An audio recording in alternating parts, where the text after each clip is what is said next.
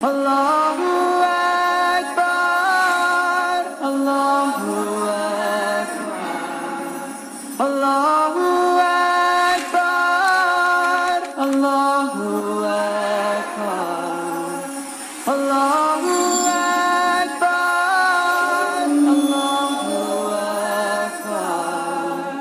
اللہ اکبر اللہ اللہ اکبر۔ اعوذ باللہ من الشیطان الرجیم، بسم اللہ الرحمن الرحیم۔ قابل احترام حاضرین و ناظرین، السلام علیکم ورحمۃ اللہ وبرکاتہ۔ آج ہم قرآن مجید کی 8ویں سورت سورہ انفال کی طرف رواں دواں۔ سورہ انفال جنگ بدر میں جو رمضان 2 ہجری میں ہوئی تھی، اس جنگ پر تبصرے کے طور پر نازل ہوئی تھی۔ یہ ایک نسبتاً چھوٹی صورت ہے، اس میں 75 آیتیں ہیں اور 10 رکوع ہیں، اور پوری صورت جنگ بدر پر تبصرے کے طور پر نازل ہوئی تھی۔ آپ کو یہ بات اچھی طرح یاد ہے کہ نبی کریم صلی اللہ علیہ وسلم نے صرف 23 سال کی پیغمبرانہ زندگی میں عظیم الشان کارنامہ انجام دیا۔ پرانی روایات، پرانے غلط افکار و خیالات، پرانے عقائد، شرک، بت پرستی، آبا پرستی، نفس پرستی، ان سارے بتوں کو آپ نے چکنا چور کر دیا، اور اللہ وحدہ لا شریک کی تعلیمات کو اللہ تعالیٰ کی اتاری ہوئی کتاب قرآن مجید کی روشنی میں اس طریقے سے لوگوں کو سمجھایا، اس کو ان کی روزانہ کی زندگیوں پر اس طرح چسپاں کیا، اس کا اطلاق کیا، اپلائی کیا کہ ایک آواز میں سوتی بستی جگا دی۔ حالی نے کہا تھا، اتر کر ہرا سے سوئے قوم آیا اور ایک نسخہ کیمیا ساتھ لایا، اور اتنا ہی نہیں، شاعری میں کہا گیا بستی پورے ملک کو بدل دیا، انسانوں کی تقدیریں تبدیل فرما دی، آنے والے دور کے لیے ایک نظام حق کو قائم کر دیا، اور انشاءاللہ اسلام کی روشنی کبھی نہیں بجھے گی۔ یریدون لیطفئوا نور اللہ بافواہہم واللہ متم نورہ ولو کرہ الکافرون۔ یہ لوگ چاہتے ہیں کہ اپنے منہ کی پھونکوں سے اس چراغ کو بجھا دیں، اور اللہ تعالیٰ نے فیصلہ کر رکھا ہے کہ اپنے نور کو مکمل کرے گا، چاہے بات کفر کرنے والوں کو کتنی ناگوار کیوں نہ گزرے۔ کیا پس منظر تھا جنگ بدر کا؟ اس صورت کا مطالعہ کرنے سے پہلے، اس کی ایک ایک آیت کو پڑھنے سے پہلے ضروری ہے کہ وہ پس منظر ہمارے سامنے آ جائے۔ 13ویں سال کا آخری حصہ ہے۔ نبی کریم صلی اللہ علیہ وسلم صحابہ کرام کو مدینہ تشریف لے جانے کی اجازت دے چکے ہیں، ایک کے بعد دیگرے صحابہ تشریف لے جا رہے ہیں۔ پھر اس کے بعد نبی کریم صلی اللہ علیہ وسلم کو بھی ہجرت کی اجازت مل جاتی ہے، ہجرت کا سفر آپ اختیار کرتے ہیں، مدینہ آتے ہیں۔ مدینہ میں ایک نیا شام طلوع ہوتا ہے۔ نبی کریم صلی اللہ علیہ وسلم وہاں آ کر سب سے پہلے مسجد نبوی کی تعمیر کرتے ہیں۔ اس طرح کی شاندار مسجد نہیں، جھونپڑی ہے، کھجور کے تنے، کنکریاں جو سجدہ کرنے میں چبھتی تھیں، دیواریں اور کھجور کے پتے، کیا شان تھی اس مسجد کی۔ پھر مواقعات، بھائی بنانا، مہاجرین جو سب کچھ چھوڑ چھاڑ کر آئے تھے ان کو انصار کا جو صاحب حیثیت لوگ تھے، حالانکہ وہ بھی بہت مالدار لوگ نہیں تھے، بھائی بنا دیتے ہیں۔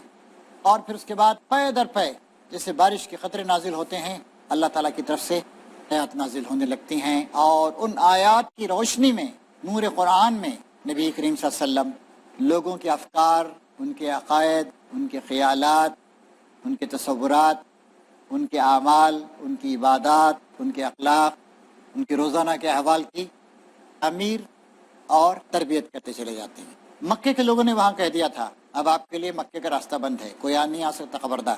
ایک صحابی جو وہاں پر تشریف لے گئے تھے شروع میں، انصار سے تعلق رکھنے والے، جب مکے کے سردار نے دھمکی دیتے ہوئے کہا کہ اچھا تم ہمارے باغیوں کو پناہ دیتے ہو، تمہاری خیریت نہیں ہے، نہیں آ سکتے، نے کہا کہ اچھا اگر تم نے ہم کو خانہ کعبہ تک آنے سے روکا تو ہم اس راستے کو روک لگا دیں گے جہاں سے تم شام کو جاتے ہو۔ تو اس طریقے سے کوئی انڈکلیئرڈ وار شروع ہو گئی۔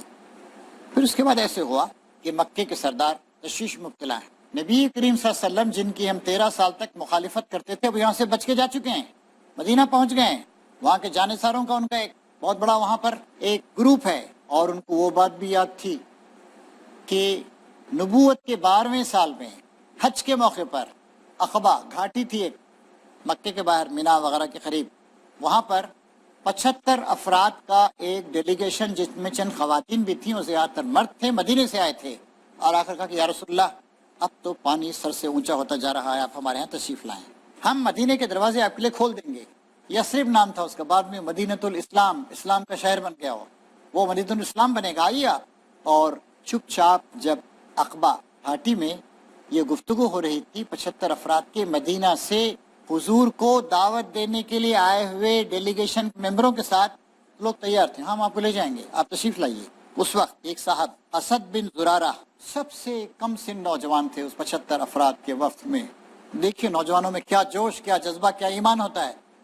انہوں نے کہا خیر و اہل یثرب، ہم جو ان کے پاس آئے ہیں تو یہ سمجھتے ہوئے آئے ہیں کہ یہ اللہ کے رسول ہیں، اور آج انہیں یہاں سے نکال کر لے جانا تمام عرب سے دشمنی مول لینا ہے، اس کے نتیجے میں تمہارے نونہال قتل ہوں گے اور تلواریں تم پر برسیں گی، لہٰذا اگر تم اس کو برداشت کرنے کی طاقت اپنے اندر پاتے ہو تو ان کا ہاتھ پکڑو، جس کا اجر اللہ کے ذمے ہے، اور اگر تمہیں اپنی جانیں عزیز ہیں تو پھر چھوڑ دو اور صاف صاف عذر کر دو، کیونکہ اس وقت عذر کر دینا خدا کے نزدیک زیادہ قابل قبول ہو سکتا ہے۔ اسد بن زرارہ انہوں نے مکے کے 75 افراد کے اس وفد کو یاد دہانی کرائی، کتنا بڑا کہ تم کام کر رہے، سوچو۔ ایک اور شخص عباس بن عبادہ بن نزلہ، انہوں نے کہا جانتے ہو اس شخص کے ہاتھ پر کس چیز کے لیے بیعت کر رہے ہو؟ آوازیں ہاں جانتے ہیں، تم اس کے ہاتھ پر بیعت کر کے دنیا بھر سے لڑائی مولے رہے ہو، بس اگر تمہارا خیال یہ ہو کہ جب تمہارے مال تباہی کے اور تمہارے اشراف ہلاکت کے خطرے میں پڑ جائیں تو تم اسے دشمن کے حوالے کر دو گے، اس وقت تو بہتر ہے کہ آج ہی اسے چھوڑ دو، کیونکہ خدا کی قسم یہ دنیا اور آخرت کی رسوائی ہوگی کہ تم اللہ کے رسول کو بلا کر وعدے کر کے یقین دہانی کرا کے مدینہ لے جاؤ اور ساری عرب کی تلواریں تم پہ برسیں تو پھر اس کے بعد تم ہاتھ چھوڑ دو، ایسا نہیں کرنا، یہ دنیا اور آخرت کی رسوائی ہوگی۔ اور اگر تمہارا ارادہ یہ ہے کہ جو بلاوا تم اس شخص کو دے رہے ہو اس کو اپنے اموال کی تباہی اور اپنے اشراف کی ہلاکت کے باوجود نبھاؤ گے تو بے شک اس کا ہاتھ تھام لو کہ خدا کی قسم یہ دنیا کی بھی بھلائی ہے، آخرت کی بھلائی ہے۔ ان تقریروں کے بعد لوگوں نے کہا کہ ہم سوچ سمجھ کر کام کر رہے ہیں، سارے خطرات ہم برداشت کرنے کے لیے تیار ہیں۔ اس وقت وہ بیعت عقبہ ہوئی۔ عقبہ ایک گھاٹی تھی، بیعت عقبہ ثانیہ، اس سے پہلے بھی ایک بیعت، چھوٹے کم لوگ آئے تھے اس میں، یہ فائنل تھا۔ اس کے بعد نبی کریم صلی اللہ علیہ وسلم ہجرت کر کے مدینہ تشریف لے گئے، اور پھر وہاں پر آپ کا بے مثال استقبال ہوا، آنکھیں بچھا دی لوگوں نے اپنی، سب کچھ۔ اور وہ واقعہ بھی یاد کرنے کے قابل ہے، ابو ایوب انصاری، 2 منزلہ گھر تھا ان کا، نبی کریم صلی اللہ علیہ وسلم سے لوگ ملنے آنے جانے کے لیے زیادہ آتے تھے تو آپ نے کہا کہ میں نیچے رہتا ہوں، اور ابو ایوب انصاری اپنے کنبے کے ساتھ اوپر رہتے تھے۔ ایک بار ایسا ہو کہ پانی گر گیا مٹکا، ری حضور پہ گر جائے گا، رسائیاں اور کپڑے اور سب چادریں لا کر پورے کپڑے میں نے بھگو لیا اس کو۔ نبی کریم صلی اللہ علیہ وسلم کو یہ بات معلوم ہوئی کہ بھئی اتنی تکلیف اٹھائی تو بعد میں آپ اوپر کی منزل میں چلے گئے، اور جب آپ تشریف لے گئے یا رسول اللہ ہمارے یہاں قیام فرمائیے، ہم کو اس عزت سے نوازیے، ہمیں شرف عطا فرمائیے۔ سب مطالبے کر رہے ہیں، میں کیا کروں؟ حضور نے کہا کہ ٹھیک ہے میں اس اونٹنی کو چھوڑ دیتا ہوں، اس کی مہار کو ڈھیلی کر کے اللہ جہاں چاہے گا وہاں چلی جائے گی، اور سب لوگ انتظار کر رہے ہیں اونٹنی کہاں آئے گی۔ آخرکار حضرت ابو ایوب انصاری رضی اللہ تعالیٰ عنہ کو یہ قدر و منزلت نصیب ہوئی کہ اونٹ ان کے گھر کے یہاں بیٹھی، آپ وہاں مہمان ہوئے، میزبان رسول کہلائے۔ اور میزبان رسول کو اللہ تعالیٰ نے یہ عظمت بھی عطا فرمائی کہ حضور نے جو ارشاد فرمایا تھا کہ رومن امپائر فتح ہوگا خلافت راشدہ کے زمانے میں، قسطنطنیہ کانسٹینٹینوپل جو استنبول کہلاتا ہے، وہاں پر فوج گئی تھی، ابو ایوب انصاری بھی اس میں گئے تھے، اور ان لوگوں کو نبی کریم صلی اللہ علیہ وسلم نے خوشخبری دی تھی جنت کی، ان کا اسی جنگ میں انتقال ہو گیا، کامیاب نہیں ہو سکے لوگ۔ 800 سال کے بعد فتح ہوا ہو استنبول، حضرت ابو ایوب انصاری گویا بادشاہ کی سی قدر و منزلت تھی ان کی کہ اس کی 800 سال کے بعد 1453 میں 1453 میں استنبول فتح ہوا۔ تو مکے سے مدینہ تشریف لے جانے کے بعد مدینہ جو یثرب تھا، مدینۃ الاسلام، مدینۃ النبی، اسلام کا کیپٹل بن گیا۔ مکے کے لوگ بے خبر نہیں تھے، چنانچہ اپنی تیاریاں کر رہے تھے۔ شعبان 2 ہجری میں ایک واقعہ پیش آیا، ابو سفیان جو مکے کے سردار تھے اور بہت آخر وقت تک مخالفت کرتے رہے، وہ شام سے ایک قافلہ لے کے آ رہے تھے اور 50,000 اشرفی دینار اس کا مال اس کے ساتھ تھا، محافظ بھی کم تھے، 40-50 تھے، اور چونکہ مکے اور مدینے دونوں کے درمیان جنگی صورتحال کا آغاز ہو چکا تھا، اس لیے ابو سفیان کو اس بات کا اندیشہ ہوا کہ کہیں اس وقت کشمکشیں اور مقابلے ہوا کرتے تھے، کبھی اس قافلے پر حملہ ہوا، وہاں قافلے وغیرہ وغیرہ، تو جنگ کی صورتحال ہو چکی۔ جنگ کی صورتحال میں آپ اپنے دشمن کا مال قبضہ کر سکتے ہیں، لڑ سکتے ہیں اس سے، اور وہ لوگ بھی کبھی کبھی آ کر مدینے پر حملے کیا کرتے تھے۔ ابو سفیان کو بہت ہی زیرک، ترقند اور چالاک آدمی تھے، اندیشہ ہوا کہ کہیں ہم پہ حملہ ہو گیا، یہ تجارت پوری کی پوری، پورا مال چلا جائے گا ہمارے پاس سے، اور مدینے کی سلطنت کے خزانے میں شامل ہو جائے گا۔ چنانچہ نے فوراً مکے کے آدمی کو دوڑایا، کہا کہ محمد صلی اللہ علیہ وسلم تمہارے قافلے کے پیچھے پڑ گئے ہیں، اس کی خیریت نہیں ہے، چلو چلو دوڑو۔ ارے ایسا ہے، اچھا۔ اب کوہرام مچ گیا مکے میں، اور سب لوگ اپنی دولت، اپنے ہتھیار لے کر آئے۔ 1000 افراد کا ایک لشکری جرار تیار ہو گیا۔ ان کے پاس تقریباً 100 گھوڑے تھے۔ گھوڑ سوار کی پوزیشن کیا ہوتی ہے آپ جانتے ہیں، 100 گھوڑ سوار، 600 زرہیں تھیں، لوہے کا لباس جس پہ تلوار کا اثر نہ پڑے، اور تقریباً 1000 افراد تیار ہو گئے۔ لڑنے والی قوم تھی وہ۔ مدینے کے لوگ تو زیادہ تر کاشتکار ٹائپ کے لوگ تھے، مکے کے لوگ تاجر بھی تھے، دنیا دیکھے ہوئے بھی لوگ تھے، سردار بھی تھے، کیپیٹلسٹ بھی تھے، سرمایہ دار بھی تھے، اور ڈپلومیٹ بھی تھے، دنیا کے مختلف درباروں میں جاتے آتے، کبھی سیریا جا رہے ہیں، کبھی مصر جا رہے ہیں، کبھی ایتھوپیا جا رہے ہیں، لڑاکا لوگ تھے وہ۔ تو 1000 کی فوج، لڑنے والے 100 کے قریب گھوڑ سوار، اور 600 زرہیں، اور نبی کریم صلی اللہ علیہ وسلم نے کیا جمع کیا؟ 2-4 گھوڑے تھے، صرف 70 اونٹ تھے۔ مدینے سے ایک کے بعد دیگرے باری باری اونٹوں پہ سوار ہو کے 4 آدمی سوار ہوتے تھے، ایک کے بعد دیگرے، فاصلہ طے ہوا، اور صرف 60 زرہیں تھیں، وہاں 600 تھیں۔ یہ تھا سر و سامان۔ گھوڑے 2-3 ہی تھے، زیادہ نہیں تھے۔ اور پھر اس کے بعد چلے نبی کریم صلی اللہ علیہ وسلم۔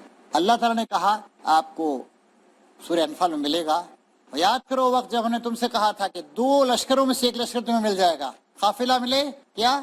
لشکر جو آ رہا ہے 1000 کا۔ لوگوں کی خواہش تھی کہ قافلے پہ حملہ کیا جائے، 40-50 محافظ ہیں، 50,000 اشرفی کا مال ہے، ہمارے کام آئے گا۔ حضور نے پوچھا، صحابہ کرام اس بات کو سمجھ گئے۔ اس وقت ایک بریک کا وقت ہے، انشاءاللہ بریک کے بعد دوبارہ ہم اس موضوع پہ گفتگو کریں گے۔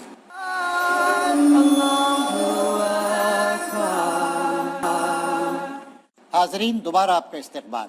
آئیے فوراً اپنی موضوع کی طرف چلیں۔ وہ واقعہ بھی یاد کرنے کے قابل ہے۔ ابو ایوب انصاری، 2 منزلہ گھر تھا ان کا۔ نبی کریم صلی اللہ علیہ وسلم سے لوگ ملنے آنے جانے کے لیے زیادہ آتے تھے، تو آپ نے کہا کہ میں نیچے رہتا ہوں، اور ابو ایوب انصاری اپنے کنبے کے ساتھ اوپر رہتے تھے۔ ایک بار ایسا ہو کہ پانی گر گیا مکہ، ری حضور پہ گر جائے گا، رسائیاں اور کپڑے اور سب چادریں لا کر پورے کپڑے میں نے بھگو لیا اسے۔ نبی کریم صلی اللہ علیہ وسلم کو یہ بات معلوم ہوئی کہ بھئی اتنی تکلیف اٹھائی، تو بعد میں آپ اوپر کی منزل میں چلے گئے، اور جب آپ تشریف لے گئے، یا رسول اللہ ہمارے یہاں قیام فرمائیے، ہم کو اس عزت سے نوازیے، ہمیں شرف عطا فرمائیے۔ سب مطالبے کر رہے ہیں، میں کیا کروں؟ حضور نے کہا کہ ٹھیک ہے، میں اس اونٹنی کو چھوڑ دیتا ہوں، اس کی مہار کو ڈھیلی کر کے اللہ جہاں چاہے گا وہاں چلی جائے گی۔ اور سب لوگ انتظار کر رہے ہیں اونٹنی کہاں آئے گی۔ آخرکار حضرت ابو ایوب انصاری رضی اللہ تعالیٰ عنہ کو یہ قدر و منزلت نصیب ہوئی کہ اونٹنی کے گھر کے یہاں بیٹھی، آپ وہاں مہمان ہوئے، میزبان رسول کہلائے۔ اور میزبان رسول کو اللہ تعالیٰ نے یہ عظمت بھی عطا فرمائی کہ حضور نے جو ارشاد فرمایا تھا کہ رومن امپائر فتح ہوگا خلافت راشدہ کے زمانے میں، قسطنطنیہ، کانسٹینٹینوپل جو استنبول کہلاتا ہے، وہاں پر فوج گئی تھی، ابو ایوب انصاری بھی اس میں گئے تھے، اور ان لوگوں کو نبی کریم صلی اللہ علیہ وسلم نے خوشخبری دی تھی جنت کی۔ ان کا اسی جنگ میں انتقال ہو گیا، کامیاب نہیں ہو سکے لوگ۔ 800 سال کے بعد فتح ہوا ہو استنبول، حضرت ابو ایوب انصاری گویا بادشاہ کی سی قدر و منزلت تھی ان کی کہ اس کی 800 سال کے بعد 1453 میں 1453 میں استنبول فتح ہوا۔ تو مکے سے مدینے تشریف لے جانے کے بعد مدینہ جو یثرب تھا، مدینۃ الاسلام، مدینۃ النبی، اسلام کا کیا بن گیا؟ مکے کے لوگ بے خبر نہیں تھے، چنانچہ اپنی تیاریاں کر رہے تھے۔ شعبان 2 ہجری میں ایک واقعہ پیش آیا۔ ابو سفیان جو مکے کے سردار تھے اور بہت آخر وقت تک مخالفت کرتے رہے، وہ شام سے ایک قافلہ لے کے آ رہے تھے، اور 50,000 اشرفی دینار اس کا مال اس کے ساتھ تھا۔ محافظ بھی کم تھے، 40-50 تھے، اور چونکہ مکے اور مدینے دونوں کے درمیان جنگی صورتحال کا آغاز ہو چکا تھا، اس لیے ابو سفیان کو اس بات کا اندیشہ ہوا کہ کہیں اس وقت کشمکشیں اور مقابلے ہوا کرتے تھے، کبھی اس قافلے پر حملہ ہوا، وہاں قافلے وغیرہ وغیرہ، تو جنگ کی صورتحال ہو چکی۔ جنگ کی صورتحال میں آپ اپنے دشمن کا مال قبضہ کر سکتے ہیں، لڑ سکتے ہیں اس سے، اور وہ لوگ بھی کبھی کبھی آ کر مدینے پر حملے کیا کرتے۔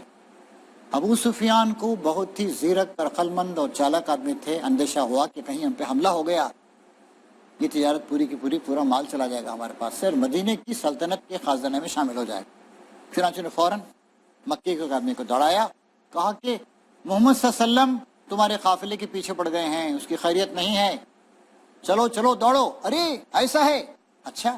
اب کوہرام مچ گیا مکے میں، اور سب لوگ اپنی دولت اپنے ہتھیار لے کر آئے۔ 1000 افراد کا ایک لشکری جرار تیار ہو گیا۔ ان کے پاس تقریباً 100 گھوڑے تھے۔ گھوڑ سوار کی پوزیشن کیا ہوتی ہے آپ جانتے ہیں، 100 گھوڑ سوار، 600 زرہیں تھیں، لوہے کا لباس جس پہ تلوار کا اثر نہ پڑے، اور تقریباً 1000 افراد تیار ہو گئے۔ لڑنے والی قوم تھی وہ۔